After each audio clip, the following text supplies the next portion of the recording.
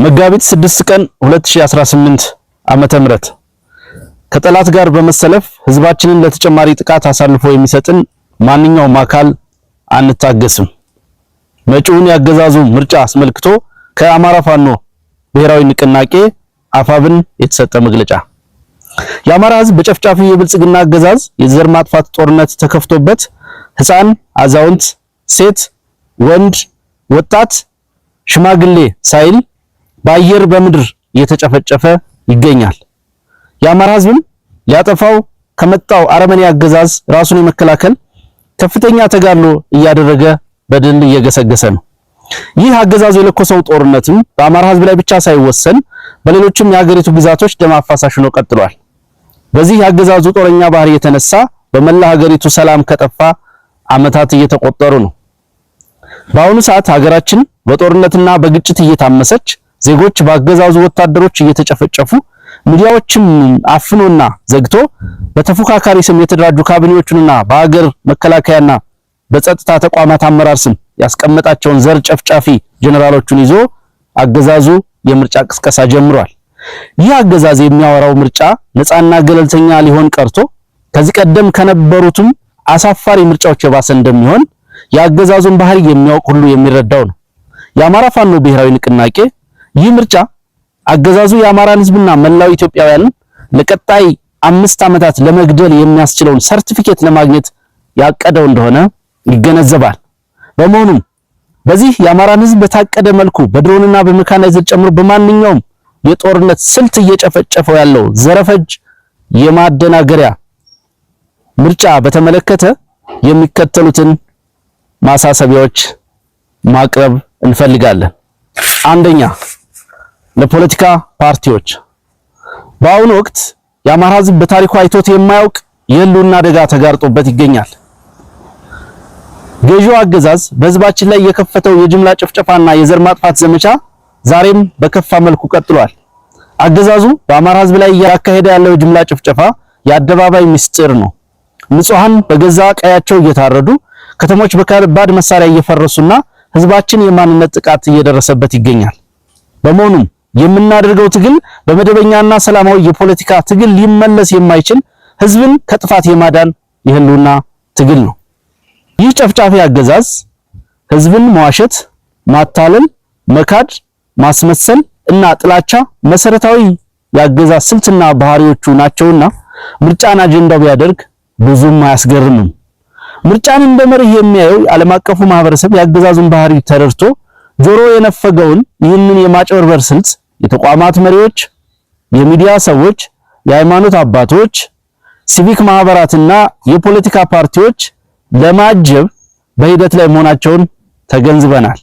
ይህም ያገዛዙ የጭፍጨፋ ዕቅድ ተባባሪነታቸውን ያሳዩበት ወይም ከልክ ያለፈ አድርባይነታቸውን የሚያሳይ አስፈሪና አሳፋሪ ክስተት ሆኖ አግኝተነዋል። የአማራ ህዝብ ለተከታታይ 3 ዓመታት በግልጽ ጦርነት እየተለበለበ ባለበት ድምጻቸውን አጥፍተው አንዳንዶቹም ከጨፍጫፊ ጎን ቆመው ያየናቸው አካላት ዛሬ የተለመደውን የቁማር ምርጫ እናሟሙቃለን ብለው መነሳታቸው የአማራ ህዝብ የሚያደርገውን ተጋድሎ ብቻ ሳይሆን የህዝቡን ህልውናም ጭምር የካዱ መሆናቸውን የሚያሳይ ነው። በመሆኑም ህዝብን በጅምላ ለመጨፍጨፍ የሚያስችል ሰነድ ለማግኘት በማሰብ የሚደረገው ምርጫ የሚያጅቡ የፖለቲካ ፓርቲዎችንና በማንኛውም መንገድ የሚያግዙ አካላት ከአገዛዙ እኩል የአማራ ህዝብ ጠላት መሆናቸውን ለማሳወቅ እንወዳለን። ስለሆነም አገዛዙ የሚያደርገው ምርጫ የኢትዮጵያን መሰረታዊ ችግር እንደማይፈታና ህዝብን ማደናገሪያ መሆኑን አውቃችሁ ከሂደቱ ራሳችሁን እንድታገሉ እየጠየቅን ጥያቄያችንን፣ ጥሪያችንን ወደ ጎን በመተው በዚህ የደም ድግስ ላይ አገዛዙን የማጀብና እውቅና የመስጠት ተግባራችሁን የምትቀጥሉ ከሆነ ከአገዛዙ እኩል እንደምናያችሁና እንደምንታገላችሁ እናሳስባለን። ሁለተኛ፣ ለመላው የአማራ ህዝብ ሁሉንም የሰላማዊ ትግል አማራጮችን ከሚጠበቅበት የትዕግስት እርከን በላይ ያንተን ያክል የተጠቀመ ህዝብ አለ ማለት አይቻልም። ነገር ግን አገዛዙ ፍትሃዊና ህጋዊ ጥያቄዎችን በመመለስና ችግሮችን በመፍታት ፋንታ መልሱ የጅምላ ጭፍጨፋ ሆኗል። ይህ አገዛዙ ሊያደርግ ያሰበው ምርጫም አንተን ለማጥፋት ተጨማሪ ጊዜ የሚገዛበት ለመሆኑ የተሰወረ አይደለም። አገዛዙ በየቀኑ በድሮን በጅምላ እየጨፈጨፈ ልጆቹ በአገዛዙ ማጎሪያዎች እየተሰቃዩ ባሉበት ሁኔታ ይህ የአገዛዙ የምርጫ ድራማ ሞትህን እንደመፍቀድ መሆኑን ተረድተህ እያደረክ ያለውን ሁለንተናዊ ትግል አጠናክረህ እንድትቀጥል ጥሪያችን እናስተላልፋለን። ሶስተኛ፣ ለመላው የኢትዮጵያ ሕዝብ የተከበርከው የሀገራችን ሕዝብ ሆይ መቼም የአማራ ሕዝብ እያሳለፈ ያለውን ያልተቋረጠ መከራ ላንተ መንገር ለቀባሪ ማርዳት ነው ብለን እናምናለን። የብልጽግናው ጨፍጫፊ አገዛዝ በአየር በመካናይዝድ በእግረኛ ሰራዊት ለተከታታይ 3 ዓመታት መጨፍጨፉን በመካድ ሰላምንና ሰላማዊ ምርጫ እናደርጋለን እያለ በሚዲያዎቹ ደጋግሞ ሲናገር ይደመጣል። የሥርዓቱ የአገዛዙ ቃል አቀባዮችና ምስለኔዎችም ሀፍረት አልፈጠረባቸውምና እንደተለመደው አይናቸውን በጨው አጥበው የሰላም ቃላትን መደርደሩን ጀምረውታል። በመሆኑ የአገዛዙ ተጨማሪ ጊዜ ከተሰጠው ሀገራችንን ከዚህ በላይ የከፋ አደጋ የሚያጋጥም መሆኑን ተገንዝባችሁ ለአገዛዙ የይስሙላ ምርጫ ትብብር በመንፈግ ይልቁንም ህዝባዊ እምቢተኝነትን በማቀጣጠል በቅርብ ጊዜ ለምናደርገው የመጨረሻው የትግል ምዕራፍ ለሚቀርበው ጥሪ በንቃት እንድትጠብቁና ከትግላችን ጎን እንድትሰለፉ የአማራ ፋኖ ብሔራዊ ንቅናቄ ከወዲሁ ጥቆማውን ለማቅረብ ይወዳል። አራተኛ፣ ለሚዲያ ተቋማት የአምባገነኑ አብይ አህመድ አገዛዝ የራሱን ህዝብ በጅምላ ከመጨፍጨፍ አልፎ ሀገራችን መልካም ጎረቤት እንዳይኖራት በሁሉም አቅጣጫ ጦር እየሰበቀ ይገኛል። ከሰለጠኑት ሀገራት ጋር በሚያደርገው ግንኙነት ውይይትና ጉዞ የልማትና የእድገት ማሳለጫ ማሽነሪዎችን ሳይሆን ጅምላ ጨራሽ የጦር መሳሪያዎችን፣ የሰላም ስምምነት ሳይሆን ጠብጫሪ ውሎችን እየተፈራረመ ይገኛል። ይህ አገዛዝ የኢትዮጵያን ህዝብ በማደናገርና በማጭበርበር የመንግስትነት በትረ ስልጣኑን ከያዘ ጀምሮ አንድም ቀን ሰላም ሳያገኝ የኖረ ቢሆንም ካለፉት 3 ዓመታት ጀምሮ ደግሞ በጅምላ እየጨፈጨፈው ያለው የአማራ ህዝብ አልበቃው ብሎ በአሁኑ ሰዓት በሁሉም የሀገሪቱ አጠቃላይ ቀጠናዎች የጦርነትና የግጭት በር ወለል ብሎ እንዲከፈት ሌት ተቀን እየሰራ ይገኛል።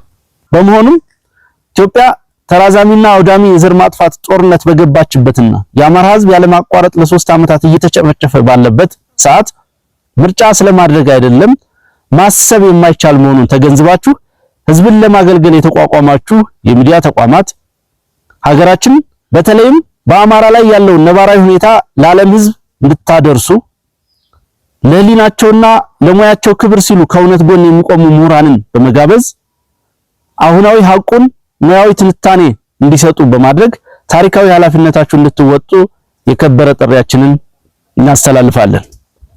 አምስተኛ፣ ለዓለም አቀፉ ማህበረሰብ የኢትዮጵያ ህዝብ ላለፉት ዘመናት በብዙ መከራና ውጣ ውረድ ውስጥ እያለፈ ስለመሆኑ ከዓለም የተሰወረ አይደለም። አምባገነኑ አብይ አህመድ የሚመራው አገዛዝ ሀገሪቱን ወደ ባሰ መከራ ቀጠናውንም መውጫ ወደ ሌለው ትርምስ እየመራው ባለበት በአሁኑ ወቅት ምርጫ አድርጋለሁና ወቁልኝ የሚል ልፈፋ ለማደናገር የሚሄድበትን ርቀት የሚያሳይ መሆኑን ተገንዝባችሁ ቀጠናውን ለባሰ ቀውስና ትርምስ ከሚዳርግ ዜጎቹን ከጅምላ ስደትና እንግልት ከሚያጋልጥ ቋሚ መርሁ ቀውስና ትርምስ ጦርነትና ግጭት መሆኑን በገቢር እየገለጸ ካለው አገዛዝ ኢትዮጵያ ትድን ዘንድ ከአማራ ህዝብ የህልውና ትግል ጎን በመቆም የአገዛዝ ለውጥ በማድረግ የሽግግር ጊዜ እንዲመጣ ከጎናችን ትሆኑ ዘንድ የከበረ ጥሪያችንን እናስተላልፋለን። 6 አገዛዙን እየታገላችሁ ለምትገኙ የጸረ ብልጽግና ኃይሎች ሀገራችን ኢትዮጵያ በአሁኑ ወቅት በታሪኳ አይታው በማይታወቅ የታሪክ አጋጣሚና እጅግ አደገኛ በሆነ ቀውስ ውስጥ ትገኛለች። በዚህ የታሪክ አጋጣሚ ስልጣኑን የተቆጣጠረው አገዛዝ የህዝቡን የለውጥ ፍላጎት ወደ ጎን በመተው ሀገሪቱን ወደማያልቅ የጦርነት አዙሪት፣ ማህበራዊ ምስቅልቅልና የኢኮኖሚ ድቀት ውስጥ ከቷት ይገኛል። ሀገራዊ አንድነታችንም አደጋ ላይ ወድቋል። በመሆኑም ይህን ታሪካዊ ውድቀት ለመቀልበስና የኢትዮጵያን ውድቀት ለመታደግ ስር ነቀል የሥርዓት ለውጥ ማድረግ አማራጭ የሌለው ጉዳይ መሆኑን ተገንዝበን አገዛዙ ይህንን የማጭበርበሪያ ምርጫ አድርጎ ተጨማሪ የመግደያ ጊዜ ሳያገኝ በጋራ ሀገራዊ ዓላማ በመሰለፍ የተቀናጀ ስትራቴጂ በመንደፍ በአንድነት እንድንታገል ጥሪ እናስተላልፋለን።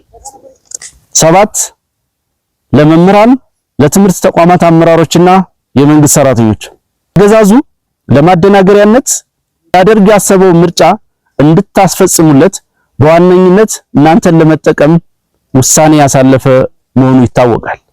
መምህራንና የመንግስት ሰራተኞች ከህብረተሰቡ ጋር በቅርበት የምትገኙ እንደመሆኑ መጠን በአሁኑ ወቅት በአማራ ህዝብ ላይ እየተደረገ ያለውን ደም አፋሳሽ ጦርነት ከናንተ በላይ የሚያውቅ የለም። በመሆኑም ይህንን ያገዛዙን ድርጊት ባለመቀበል ለህዝባችሁ ያላችሁን ወገንተኝነት በተግባር እንድታሳዩ አደራ እንላለን። በመጨረሻም ይህንን ጥሪያችንን ተላልፎ ከጠላት ጋር በመሰለፍ ህዝባችንን ለተጨማሪ ጥቃት አሳልፎ የሚሰጥ ማንኛውም አካል ላይ እርምጃ የምንወስድ መሆኑን ለመላው ሰራዊታችን ትዕዛዝ የተላለፈ ስለመሆኑ እናሳውቃለን። የአማራ ፋኖ ብሔራዊ ንቅናቄ